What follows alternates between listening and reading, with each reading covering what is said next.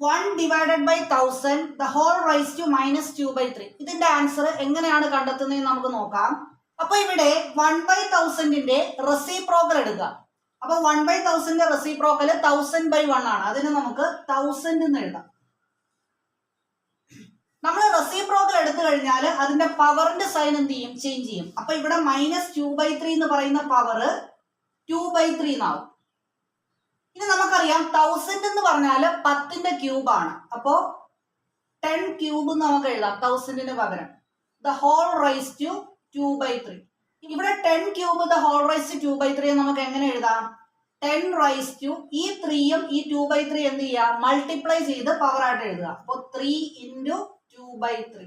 ഈ 2 3യും കട്ടായിട്ട് പോവും. പിന്നെ 10 സ്ക്വയർ മാത്രമേ ബാലൻസ് ഉള്ളൂ. അപ്പോ 10 സ്ക്വയർ എന്ന് പറഞ്ഞാൽ എന്താണ്? 100 ആണ്. നമ്മുടെ ആൻസർ 100 ആണ്. Option B. അങ്ങനെയാണെങ്കിൽ അടുത്ത ക്വസ്റ്റ്യന്റെ ആൻസർ നിങ്ങൾ കമന്റ് ചെയ്യുക.